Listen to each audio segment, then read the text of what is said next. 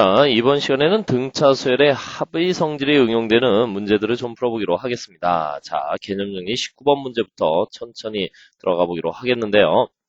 효진이는 남대문의 기와 지붕 한쪽 면이 사다리꼴 모양임을 관찰하고 이 면에 있는 기와의 개수를 알아보고자 한다. 기와의 개수를 행으로 세웠더니 용마루 쪽에 가장 가까운 행에는 40개, 처마 쪽에 가장 가까운 행에는 72개였다. 용마루부터 처마까지의 행의 개수가 17이라 할 때 효진이가 관찰한 지붕 한쪽 면의 기와의 개수는 모두 몇 개인가?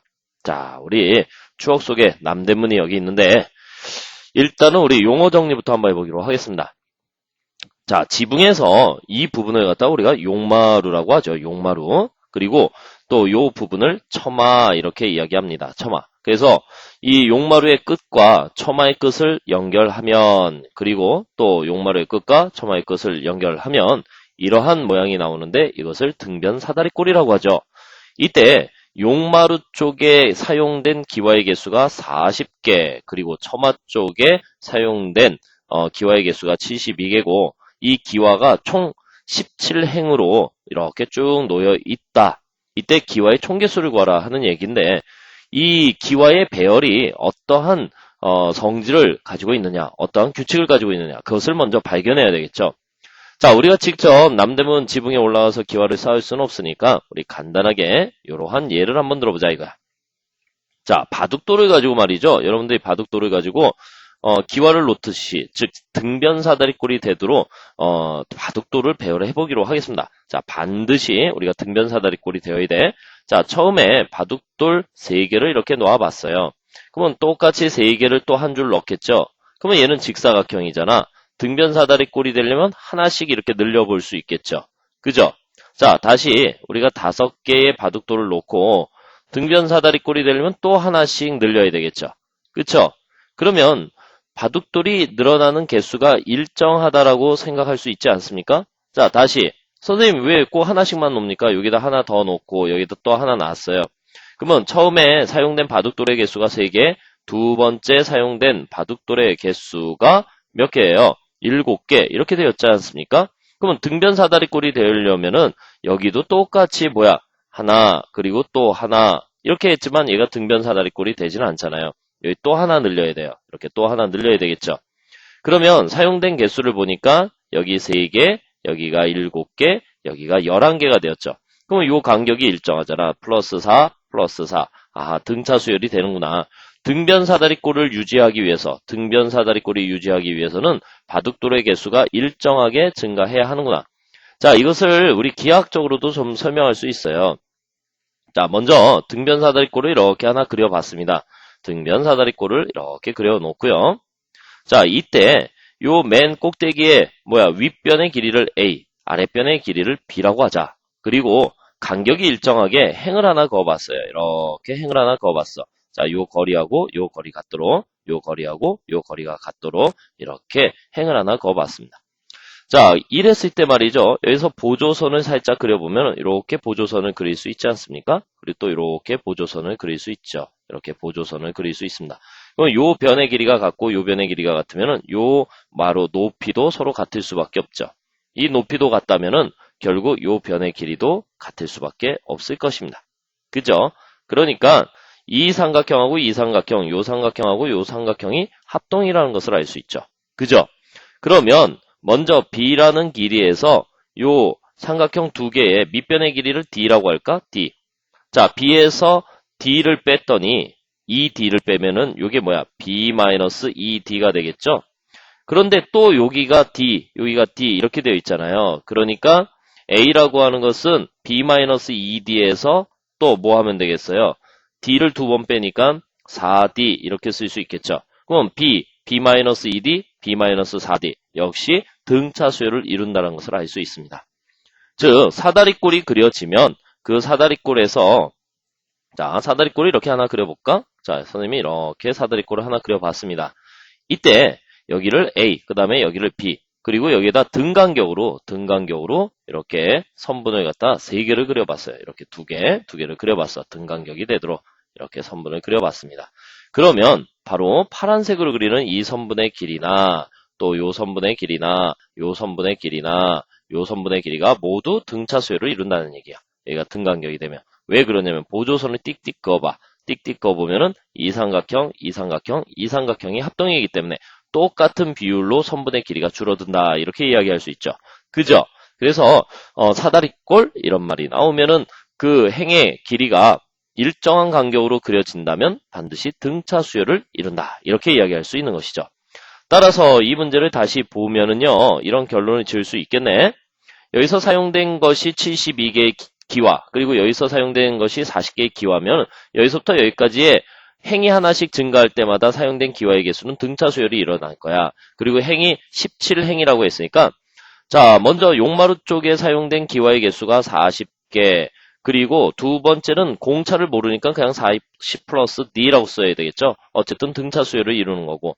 이렇게 쭉 진행을 했을 때 17번째 사용되었던 기와의 개수가 72개 이렇게 된다는 얘기예요. 그러면 이것을 다 더해라 라고 했으니까 등차 수열의 합을 이용하면 되겠고 S는 2분의 항의 개수가 17개니까 17 그리고 초항은 40 그리고 마랑은 72 이렇게 쓸 수 있네요.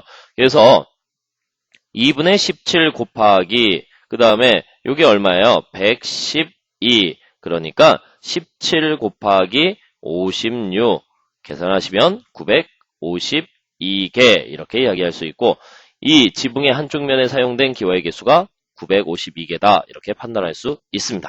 자, 다시 여기서 배워야 할 게 뭐야? 등변사다리꼴이 나왔어. 그 선분의 길이가 일정한 간격으로 그어진다면 그 선분의 길이는 무슨 수열을 이뤄? 등차 수열을 이뤄. 등차 수열을 이룰 때 그 수열의 합은 2분의 항초말, 2분의 항개수, 초항, 마랑 이렇게 구한다. 기억하셔야 되겠죠? 자, 이번에는 개념정리 20번 문항입니다. 그래프가 이렇게 주어졌어요. 그래프가 쭉 주어졌는데 이참수 그래프가 두 개가 쭉 그려졌습니다. y는 x의 제곱이라는 그래프하고 y는 x-1의 제곱의 그래프가 그려졌고요. 이때 여기 1에서부터 2까지 등간격으로 만들어진 이 선분의 길이의 합을 구하십시오. 총 몇 개의 선분? 10개의 선분. 그 선분의 길이의 합을 구하십시오 하는 문제가 되겠습니다. 자, 그러면 말이죠. 요 선분의 길이를 구하기 위해서는 어떻습니까? 요 높이에서 요 높이, 즉 이 y는 x의 제곱의 함수값에서 y는 x-1의 제곱의 함수값을 뺀 것이 바로 l의 길이가 되겠죠. 그래서 l이라고 하는 것은 x의 제곱 마이너스 x-1의 제곱이다라는 함수식을 만들어낼 수 있고요. 이것은 바로 2x-1이라는 함수 관계를 따라간다 이렇게 이야기할 수 있어요. 자, 그러면 이제 우리가 L의 함수를 그릴 수 있겠죠? 여기가 L축이 되겠고, 그 다음에 여기가 X축이라고 한다면, 여기가 0, 그리고, 요렇게, 기울기가 2인 직선 하나 그릴 수 있어요. 그렇죠? 그리고 여기가 얼마다? 1이다 라고 해봤어요. 여기가 1. 그 다음에 여기가 얼마다? 2다 라고 했어요. 그랬더니 이게 또 무슨, 모양이 되었습니까? 사다리꼴 모양이 되지 않았습니까? 그러면 이때의 함수값이 얼마예요? 1이 나오겠고요. 이때의 함수값이 3이 나오겠네요. 그리고 여기에다 등간격으로 이렇게 선분들을 그려봤답니다. 이렇게 선분들을 쭉 그려서 처음에 그리고 여기 끝에 10개의 선분들을 쭉 그려봤대요. 이때 이 선분들의 길이의 합을 구하십시오 하는 거와 같은 이야기 아니겠어요? 아, 그러니까 L1의 값은 선분의 길이가 얼마예요? 1이죠. 그 다음에 L2는 자, 선생님이 이렇게 사다리꼴이 나오면 무슨 수열을 이룬다? 등차 수열을 이룬다. 1 플러스 D 이렇게 쓰면 되겠죠? 자, 그래서 L10이라고 하는 것은 얼마예요? 높이가 3이니까 3. 자, 이 중간에 공차를 굳이 구할 필요가 없어요. 이것은 뭐야? 항의 개수가 10개고 초항과 마랑을 하니까 바로바로 2분의 항의 개수 10개, 초항 1 더하기 마랑 3 이래가지고 이 선분들의 길이의 합은 20이야. 이렇게 판단할 수 있다라는 것이죠. 됐습니까? 오케이? 이렇게 등차 수열의 합이 응용되는 문제에 실생활 문제를 찾아볼 수도 있고 또 2차 함수와 1차 함수의 관계를 통해서 이렇게 출제될 수도 있으니까 여러분들 문제 유형을 잘 살펴주시기 바라겠습니다. 자, 이번에 이제 개념 정리 21번인데요. 이 21번 문항은 선생님이 세 가지 스타일로 풀어드릴 거예요. 일단 대수적으로 연립방 정식을 활용하는 방법, 그 다음에 여러분들이 수열의 특수성을 가지고 푸는 방법 이렇게 두 가지로 설명하고요. 또 연립방정식에 있어서 연립방정식의 계산법, 특수계산법에 대해서도 좀 설명을 하겠습니다. 자, 일단은 첫 번째 스타일로 좀 풀어드릴게요. 자, 타입 1. 자, 첫 번째 스타일은 그냥 무지막지하게 연립방 정식을 풀어주시면 돼요. 자, 무슨 얘기냐? 어떤 등차 수열에서 첫째 항부터 10번째 항까지의 합이 100, 그 다음에 첫째 항부터 20항까지의 합이 400, 이 수열의 첫째 항부터 30항까지의 합을 구하십시오. 이랬어요. 문장 어느 곳에도 초항과 공차가 언급되어 있지 않죠. 그래서 초항을 갖다가 우리가 A1 이렇게 써봤습니다. 그 다음에 공차도 나와 있지 않으니까는 우리 D라고 써봤어요. 그러면 S10이라고 하는 것은 어떻게 표현할 수 있지? 바로 2분의 10에 가로 열고 2A1 플러스 9D 이렇게 쓸 수 있고 이 값이 얼마다? 100이다 이렇게 쓸 수 있습니다. 그러면 여러분들이 10으로 양변을 나눠주면 10 넘어가서 20 나오죠? 그래서 2A1 플러스 9D라고 하는 것은 20이다 라는 식을 하나 세울 수 있어요. 그 다음에 S20이라고 하는 것은요. 2분의 또 20에 가로 열고 2A1 플러스 19D 이렇게 쓸 수 있네요. 그리고 그 결과값이 400이야 이렇게 나왔어요. 그러니까 20으로 나누면 20 넘어가니까 40 나오겠죠. 그래서 2A1 플러스 19D라고 하는 것은 40 이렇게 해서 두 번째 식을 구했습니다. 자, 그러면 이들 간의 관계를 통해 가지고 우리가 무엇을 구할 수 있어요? 바로 공차를 구할 수 있겠네요. 변변히 빼주니까 지워지면서 마이너스 10D라고 하는 것은 마이너스 20, 바로 D의 값이 2다 라고 하는 것을 판단할 수 있고 이것을 여기다 이렇게 집어넣어 주니까 2A1 플러스 18은 20 이렇게 해서 A1의 값이 1이다 라고 하는 것을 판단할 수 있습니다. 그래서 초항과 공차를 아니까 S30이라고 하는 것은 어떻게 구할 수 있어요? 2분의 30에 2A1, A1이 1이니까 2 플러스 그 다음에 30에서 1 빼니까 29, 공차는 2, 그래서 2 이렇게 쓸 수 있고 그 결과값을 계산하시면 되겠죠. 자, 요거 지워지니까 15가 남겠고요. 그 다음에 요거 58에다가 2 곱하니까는 얼마? 58에다 2 더하니까는 60. 그래서 이 둘을 곱해주니까 900 이렇게 나오겠군요. 됐습니까? 오케이? 그런데 말이죠. 요 문제를 갖다가 이렇게 구할 수도 있습니다. 어떻게 구하냐면요. 얘들아, 이걸 잘 보세요. 첫 번째 항부터 10번째 항까지의 합. 그 다음에 첫 번째 항부터 20번째 항까지의 합. 그 다음에 또 첫 번째부터 30번째 항까지의 합. 어때요? 그 간격이 10, 20, 30 일정하다라는 것을 알 수 있죠. 일정하다, 일정하다. 자, 우리가 등차 수열에는 아주 중요한 특징이 있는데 선생님이 이렇게 6개의 항을 한번 나열해 볼게요. 자, 첫 번째 항이 있을 거고요. 또 두 번째 항이 있겠죠. 등차 수열이니까 두 번째 항을 A1 플러스 D라고 쓸 수 있을 거야. 그 다음에 세 번째 항은 A1 플러스 뭐라고 쓸 수 있을까? 2D. 그 다음에 네 번째 항은 A1 플러스 3D. 그 다음에 다섯 번째 항은 A1 플러스 4D. 이렇게 쓸 수 있고, 여섯 번째 항은 A1 플러스, 5D. 이렇게 써봤어요. 자, 다시 얘가 첫 번째 항, 얘가 두 번째 항, 얘가 세 번째 항, 얘가 네 번째 항, 얘가 다섯 번째 항, 얘가 여섯 번째 항이에요. 자, 이때 말이죠. 앞에 있는 이 두 개의 항을 더해봤어요. 그리고 그 다음에 세 번째와 네 번째를 더해봤어요. 그리고 다섯 번째와 여섯 번째 항을 더해봤어요. 이렇게 두 개씩 더해봤단 말이야. 그러면 이때 이 합이 얼마야? 2A1 플러스 D가 나오겠죠. 이 합은 바로 2A1 플러스 5D가 되겠죠. 됐습니까? 또 이 녀석의 합은 얼마가 되겠습니까? 2A1 플러스 9D가 되겠죠. 그런데 이 합의 결과값을 보니까 여기에서 얼마가 늘어났습니까? 바로 4D가 늘어났습니다. 자, 여기가 또 얼마가 늘어났습니까? 역시 4D가 늘어났습니다. 아하, 그러니까 우리가 무엇을 할 수 있어요?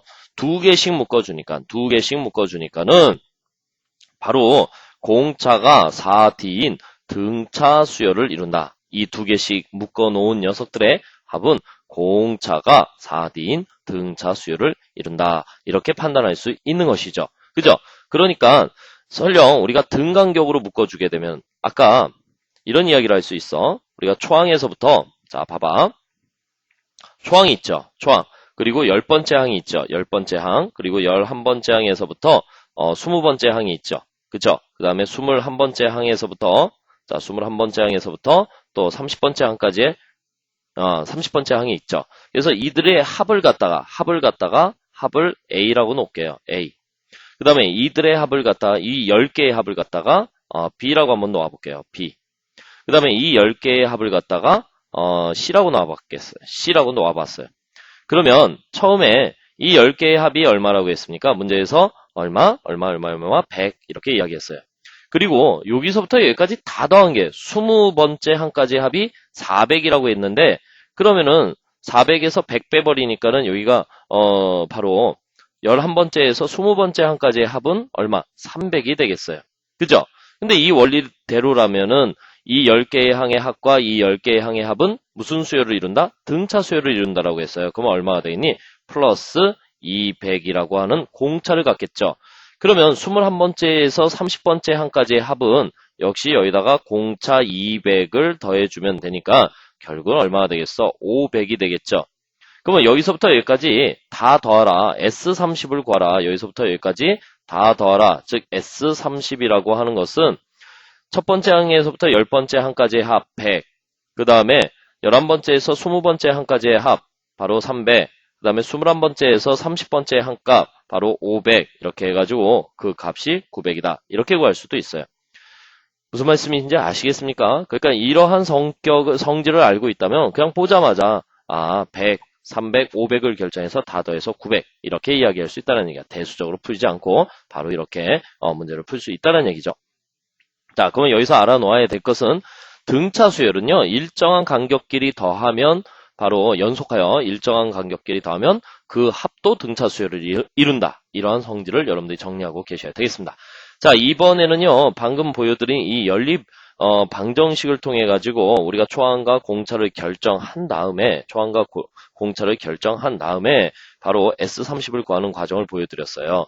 근데 이것을 역시 초항과 공차를 구하지 않고요. 구할 수 있는 방법이 있습니다. 무슨 얘기냐면 자, 여기다 이제 보조 칠판 하나 딱 달고요.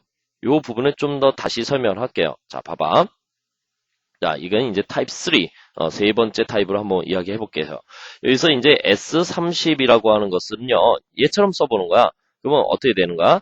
2분의 30에 2A1 플러스 29D다라고 해가지고, 여러분들이 초항과 공차를 따로따로 구한 다음에 여기다 넣어서 대입을 해가지고 문제를 푸는 것이 아니라 이것을 통째로 구하는 방법이야. 2A1 플러스 29D를 통째로 구해서 집어넣는다면 그 결과값을 구할 수 있겠죠.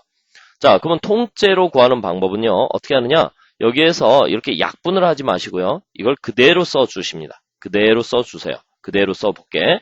그건 전개만 하는 거야. 그냥 전개만 하면은 20A1 플러스 90D는 200 그대로 쓰는 거야. 약분하지 마세요. 절대 약분하지 말고 그대로 쓰세요. 자, 이것도 그냥 그대로 써볼게. 그대로 써보니까 40A1 플러스 380 D 그 다음에 800 이렇게 그대로 써봤어요. 그리고 그대로 빼세요. 그대로 빼세요. 그대로 빼니까 마이너스 20A1 그 다음에 마이너스 얼마가 되겠습니까? 290D 그대로 빼세요. 그러니까 마이너스 600. 자, 이렇게 놓고 양변을 10으로 나눠주세요. 마이너스 10으로 나눠주니까 2A1 플러스 29D는 60 이렇게 나오죠. 어때요? 요 모양이 그대로 나오지 않습니까? 그대로 나오죠. 그래서 요 통째로 요 값을 여기다 집어넣어 주시면은요. 바로 뭐 할 수 있어? 2분의 30에 60 들어가니까는 바로 900이다라는 값을 구할 수 있습니다. 자, 이러한 풀이법이 필요한 이유는요. 가끔 말이죠. 초항과 공차를 구할 때 초항의 값이 무지막지한 값, 뭐 마이너스 55분의 1, 공차가 뭐 50분의 11 이런 식으로 분수값으로 나오는 경우가 있어요. 그러면 분수값으로 나왔을 때 여기다 대입해서 구한다면 어때요? 상당히 힘들겠죠. 그래서 이렇게 통째로 구하는 방법이 있으니 이 통째로 타입을 기억해 주시기 바라지 않습니다. 자, 이제 개념 정리 22번 문항 설명으로 들어가겠습니다. 자, 통째로 구할 때는 약분하지 마시고 그대로 전개해서 그대로 빼주면은 바로 구하고자 하는 세 번째 필요한 이 통째로 값을 구할 수 있다. 알겠죠? 됐습니까? 오케이? 자, 이번에는 22번 문항 설명 들어가기로 하겠는데요. 자, 두 등차 수열이 있어요. 두 등차 수열 AN, BN이 있는데 공차가 각각 PQ라고 합니다. 근데 P 플러스 Q의 값이 4라고 이렇게 가르쳐 줬네요. 그리고 보니까는 AN이란 수열에서 짝수 번째 항만 쭉 골라가지고 10개의 항을 갖다, 자, 여기서부터 여기 몇 개니? 10개죠. 2, 4, 6, 1에서 20이니까 10개의 항을 더해봤고요. 또, BN이라는 수열에서 짝수 번째 항만 쭉 골라가지고 10개의 항을 더해봤어요. 그런데 이 합의 결과값이 420으로 확정되었을 때, 이때 A2와 B2를 더해가지고, 그 값을 구하라. 이런 얘기예요. 자, 이것은 무슨 얘기냐면 새로운 수열을 하나 만들어보자라는 뜻이에요. 무슨 얘기냐? 얘들아, 우리가 등차 수열이 있어요. AN이라는 것이 뭐라고 할까? 공차가 P라고 했으니까 그냥 PN 플러스 알파 이렇게 써봤어요. 이 BN이라는 수열이 있는데 공차가 Q라고 했으니까 QN 플러스 베타 이렇게 써봤습니다. 그러면 둘을 한번 더 해볼게요. AN 더하기 BN이라고 하는 것은 N으로 묶으니까 P 플러스 Q의 N 플러스 알파 플러스 베타 이렇게 쓸 수 있죠. 중요한 건 N 앞의 개수가 공차라고 했으니까 바로 AN 플러스 BN은 공차가 4다. 각각의 공차의 합이 새롭게 만들어진 두 수열의 합의 공차가 된다라고 하는 것을 알 수 있죠. 그런데 등차 수열에서 또 어떤 특징이 있습니까? 이 징검다리로 짝수 번째 항들만 더하면 원래 공차의 몇 배가 되는가? 2배가 되니까 이들의 공차는 2P가 될 거고 이들의 공차도 2P가 되겠죠. 이들의 공차는 2Q가 될 거고 이들의 공차는 2Q가 될 거란 말이야. 다시 말해서 A2 플러스 B2라는 녀석과 A4 플러스 B4라고 하는 녀석의 공차는요. 2배의 P 플러스 Q, 즉 8이 된다라는 이야기예요. 알겠습니까? 오케이. 그러니까 우리가 이러한 묶음이 몇 개가 나와? 10개가 나올 수 있죠. 10개가 나왔을 때 이 10개의 항의 합이 420인데 공차를 알고 있단 말이야. 이때 항 번호도 알고 있고 항 개수도 알고 있고 공차도 알고 있으니까는 우리가 무엇을 할 수 있어요? 초항을 구할 수 있죠. 근데 여기서 초항의 역할은 A2, B2가 그 초항의 역할을 한다 이렇게 이야기할 수 있어. 자, 무슨 얘기인지 알겠습니까?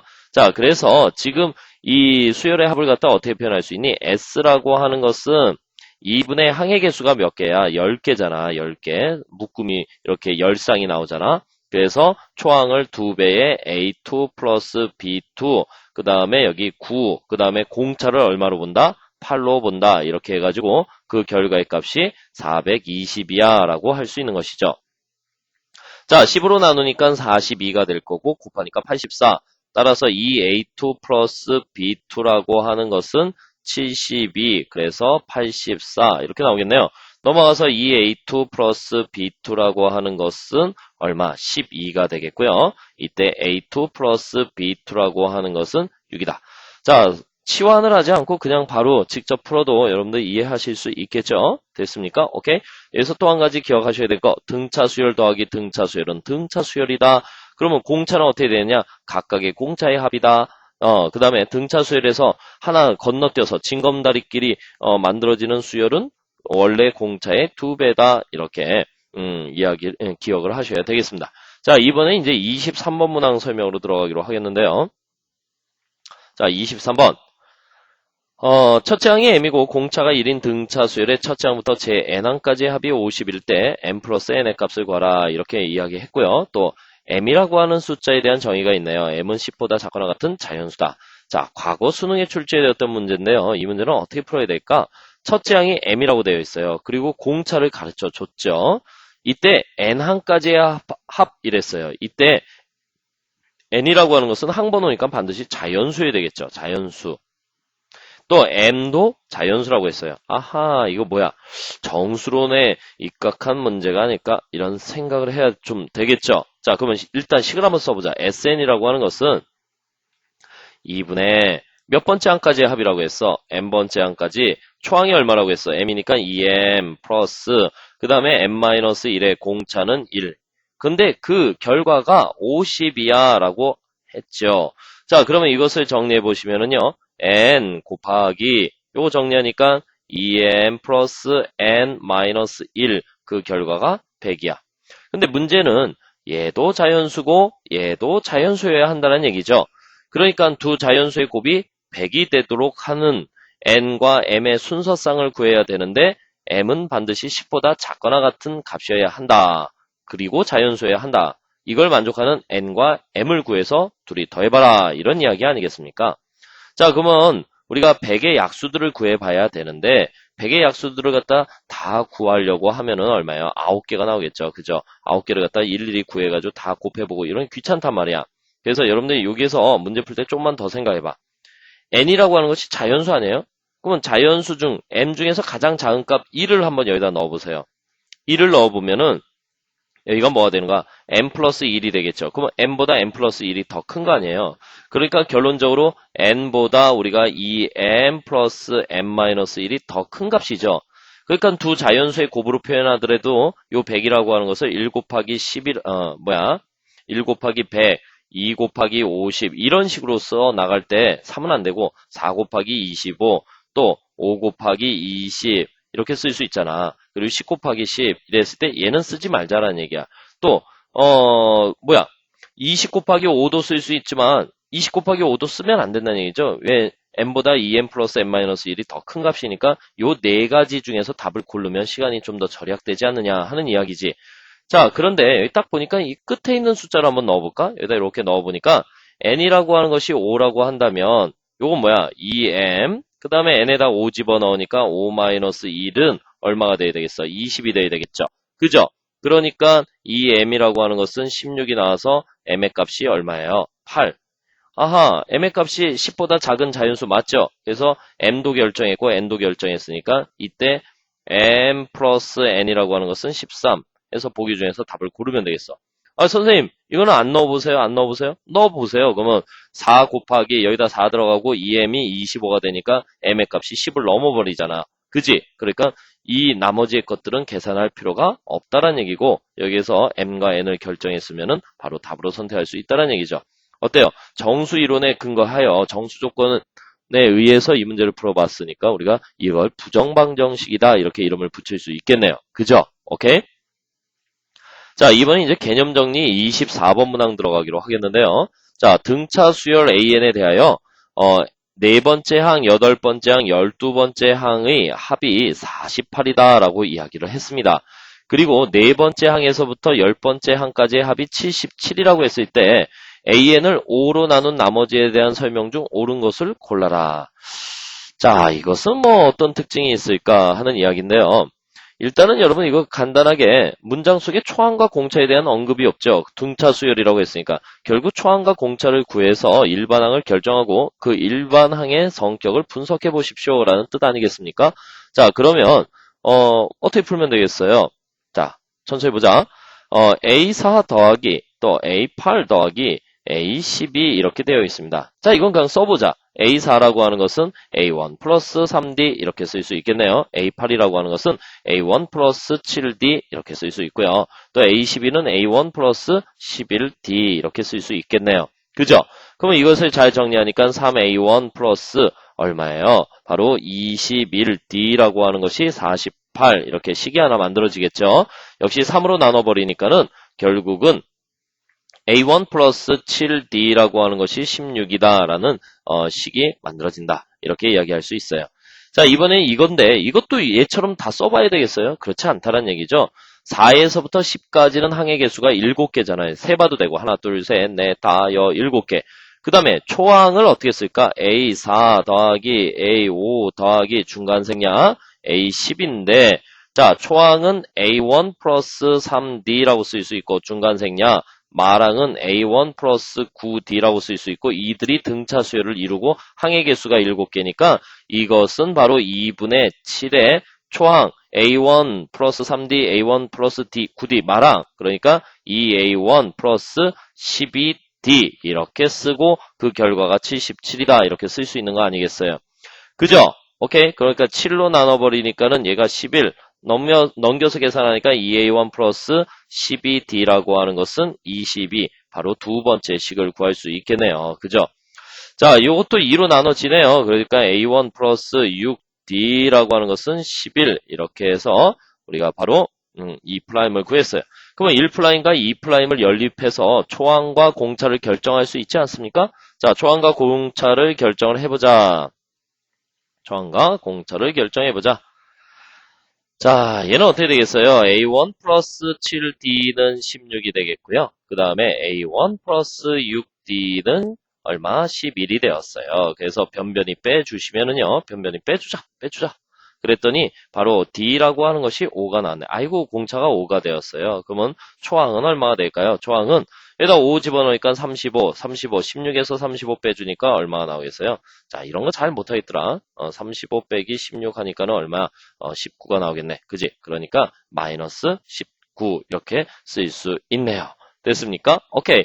자, 그러면 AN이라고 하는 것은요, 초항이 마이너스 19 플러스 n-1의 공차 5 정리하니까 5n 마이너스 24 이렇게 쓸 수 있겠습니다.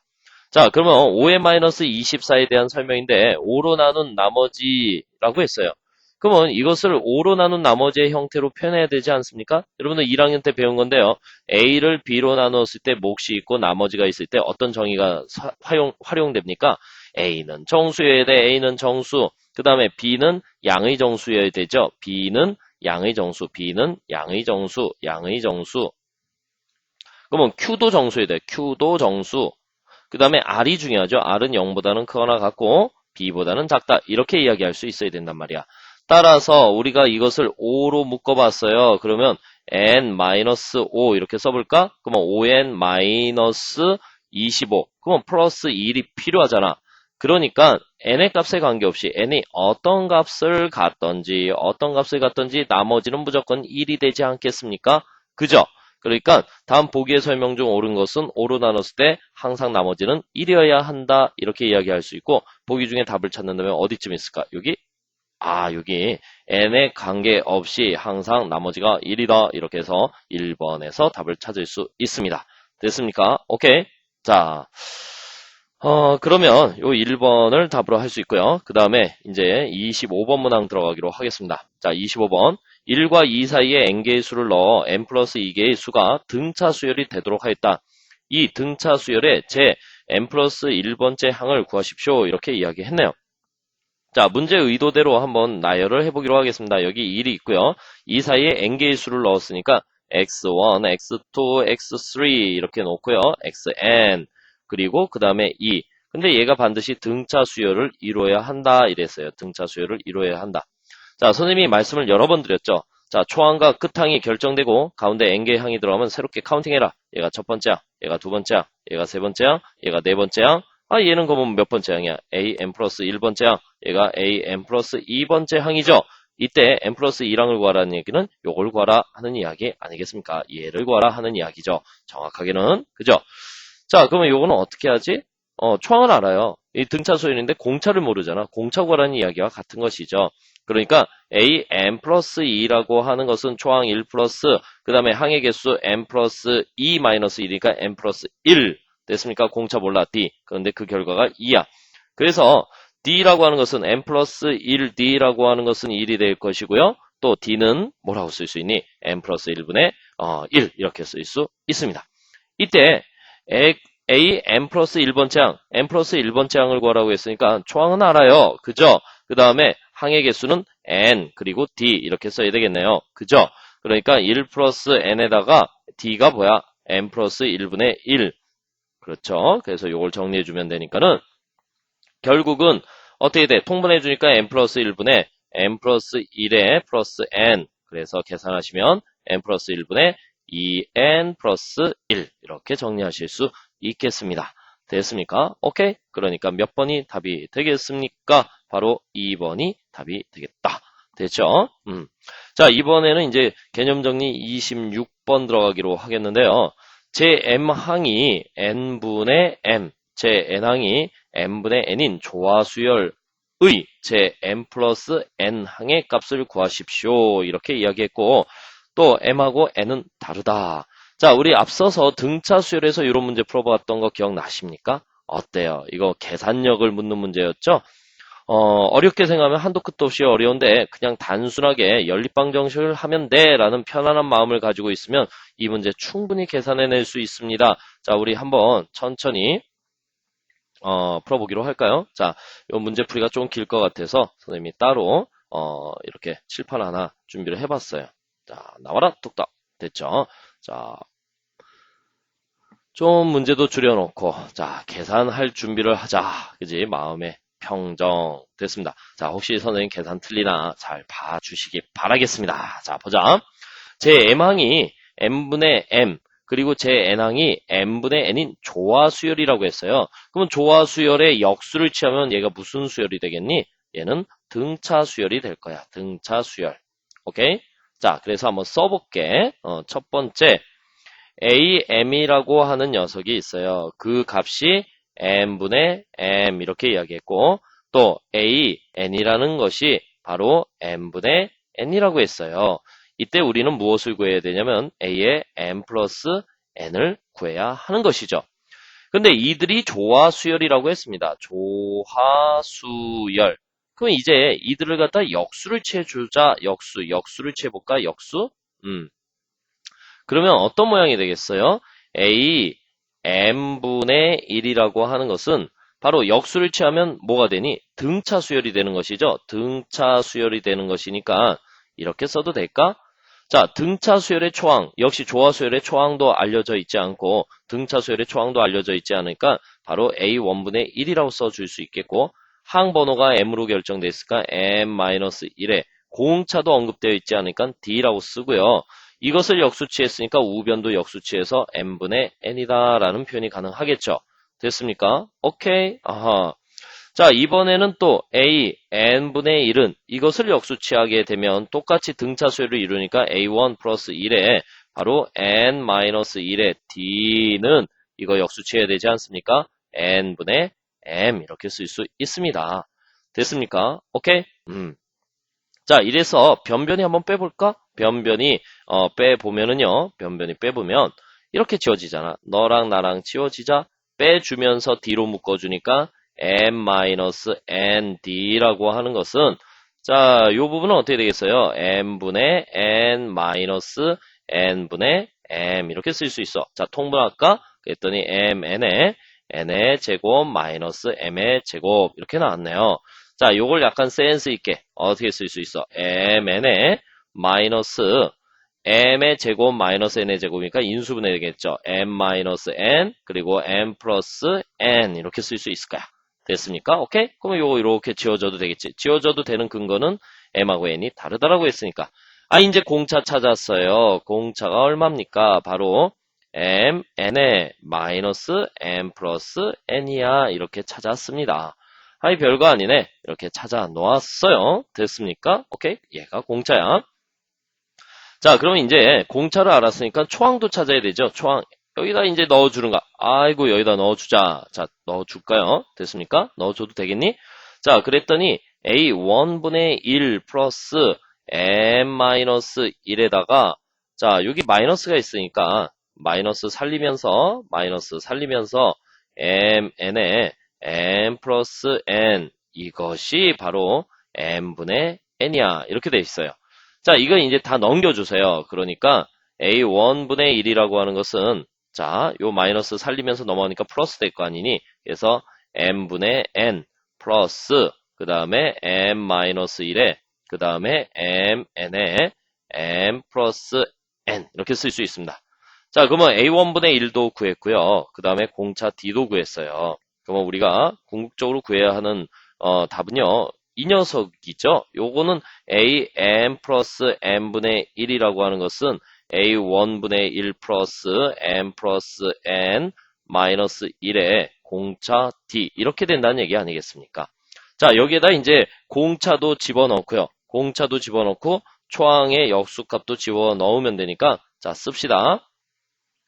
n분의 n 플러스 m 마이너스 1에 그 다음에 또 mn에 m 플러스 n.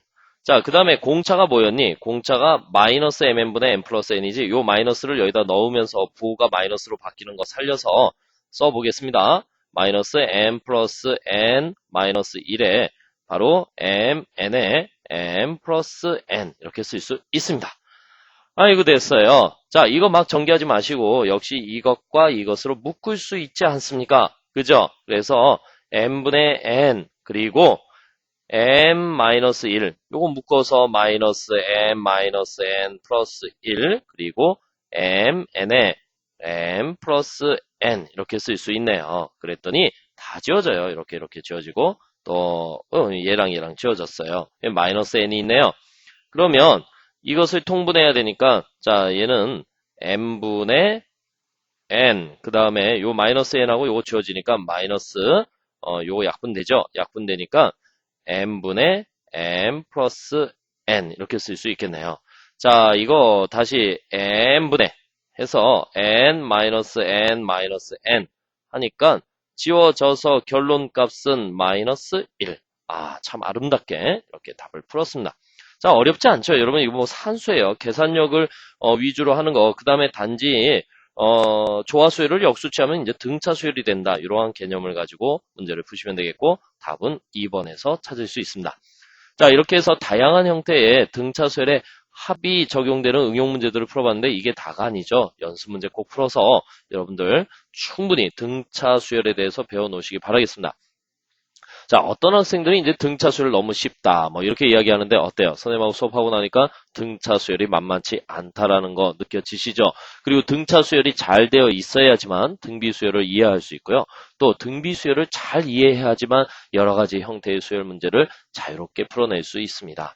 자, 이렇게 해서 우리가 등차수열 전체의 강의를 마치고요. 다음 시간에는 등비수열에 대해서 좀 배워보기로 하죠.